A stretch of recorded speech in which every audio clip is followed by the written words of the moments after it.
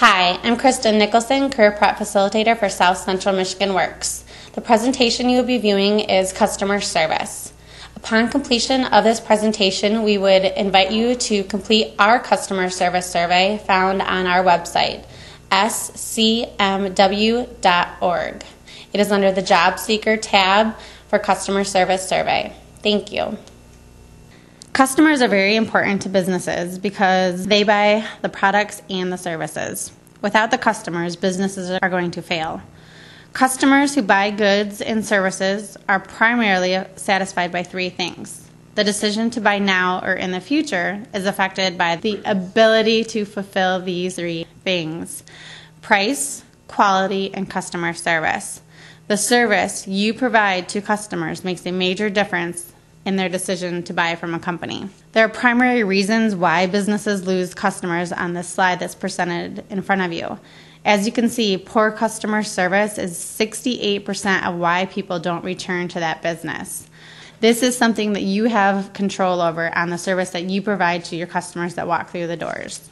Many common activities make you a customer: grocery shopping, buying gas, placing a catalog order, buying clothes, eating at a restaurant, or calling a business. What is good customer service? So take a minute to think about what your experience is as a customer. There are some important tips to provide good customer service. The first one is when anyone enters your building, smile at the customers. Greet them, say hello in a friendly manner. Answer the phone in a cheerful manner. Tell the customer that you want to solve his or her problem. Listen politely to what the customer is asking without interrupting. Call the customer back who has left a message. Not express anger at a customer who has yelled at you. And ask a customer if he or she needs help. Again, take a minute and think of the things that have happened to you as a customer that made you happy with the business.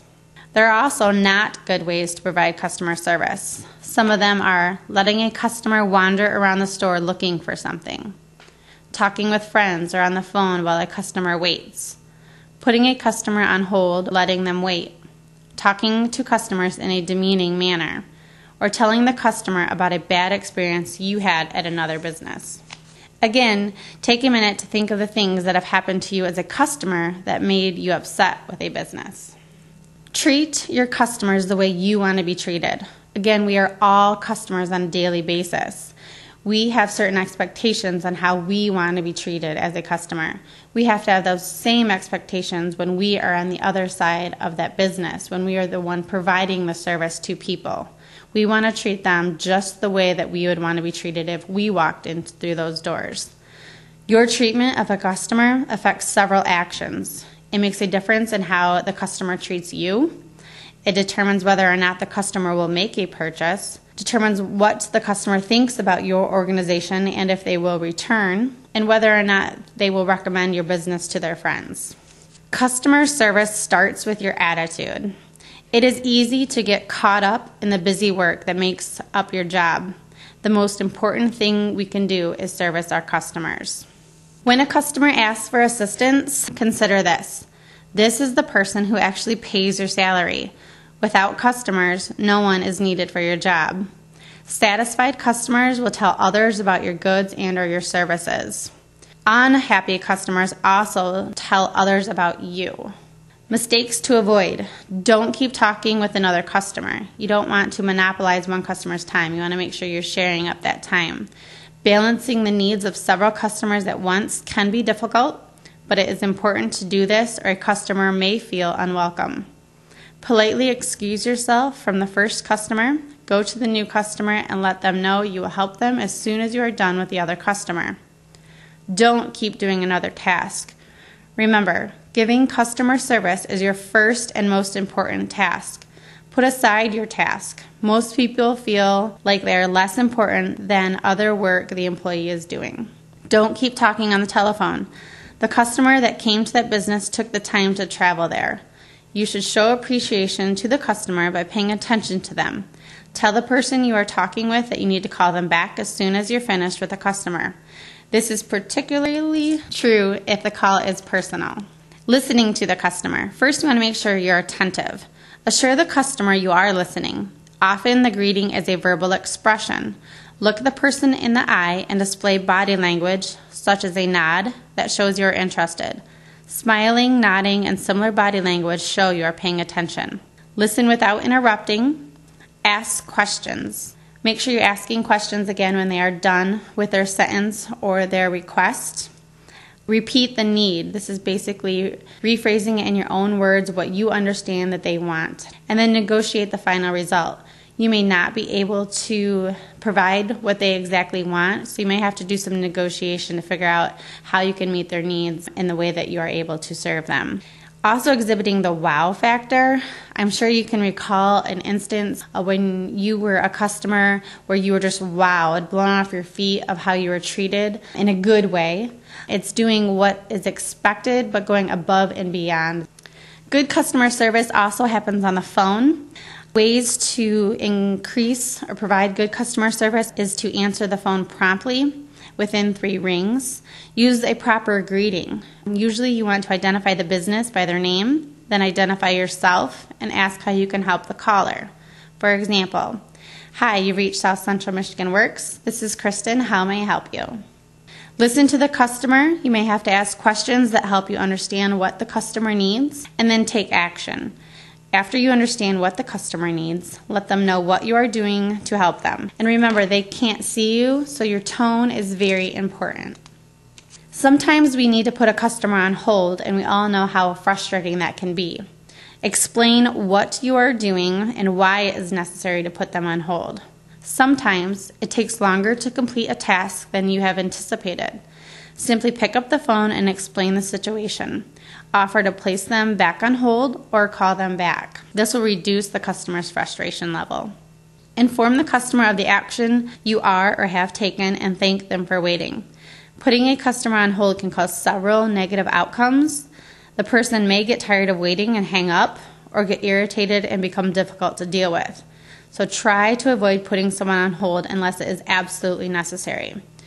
Offer to call the customer back if it's going to be longer than 2 to 3 minutes before you can get back to them. Sometimes we have to take a message, so you again want to explain to the person they are calling is not available, and you want to do this in a positive way.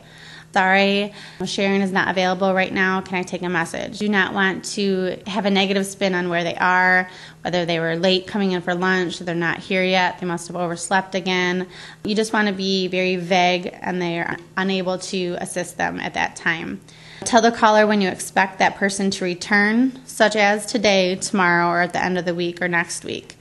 Ask the caller if they would like to leave a message. You want to make sure that you write it in a clear and readable handwriting. After the caller hangs up, make sure it is placed somewhere the employee will see it. And if you leave a message on someone's desk, call the employee to make sure they get it. You want to make sure you get the person's name, number. I would write down the date that they called, the time they called, and what it was that they were calling in regards to. When we deal with people, we tend to deal with a variety of temperaments. Sometimes we may deal with difficult customers, complaining customers, angry or rude customers.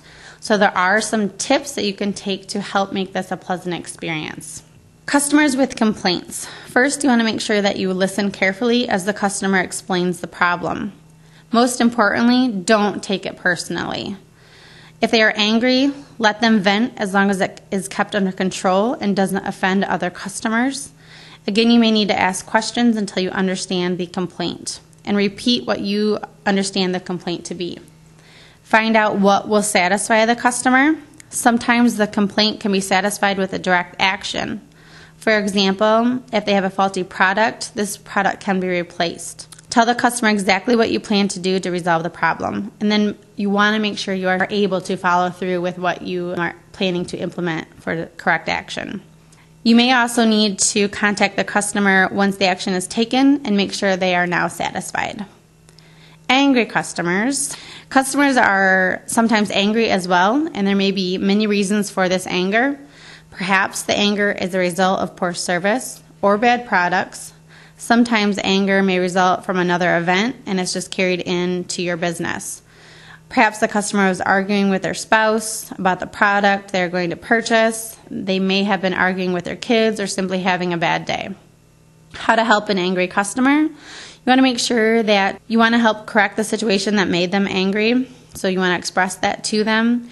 Also explain that their anger is making it difficult to understand the problem. Ask the customer why they are angry. Describe what you can do to resolve the problem, and ask the customer if the solution would satisfy them. When a customer does not respond to your attempts to resolve the anger, tell them that you have to get your manager to help resolve the problem. Customers also may be rude. Rudeness may be as simple as a simple lack of courtesy without saying thank you or letting a door shut in front of you or something like that, or as extreme as sexual harassment or racial harassment. Most people are rude out of ignorance. They don't know better. Often when someone points out that they're being rude, they tend to stop. Sometimes they are rude because it gives them satisfaction to put other people down. You are not going to change the customer's behavior by returning their rudeness or getting angry. That may be your impulse to do that, but you want to make sure you keep that in check and remain calm and in a friendly manner. Things that you can do when dealing with rude customers: express to them that the rudeness does make you uneasy. Tell the customer you can give better service when treated with respect. Ask how you can help and provide the best service possible. Provide service without mentioning the rude behavior again if it is possible to continue. If the rude behavior continues, you may have to contact your supervisor and ask for assistance. In summary, customers are your work. Without them, none of us would have jobs. Employees must make customers their number one job. You have now completed watching the presentation. On your job search logs, in the results section, please put the name of the presentation and give yourself a half hour. Once you've completed presentations, you will need to go into the Service Center, ask to take the Employability Skills quiz. You will take the corresponding quiz that lines up with the presentation that you have just viewed. Once you have completed all 10 presentations and taken the corresponding quizzes, and also did the in-person information technology class, you will have earned your Employability Skills endorsement. Remember, this is an endorsement to your WorkKeys test, so you will want to make sure that you complete all 3 actual WorkKeys tests to get your whole National Career Readiness Certificate. If you have any questions, comments, or concerns about these presentations or your hours, please see your career manager. Thank you.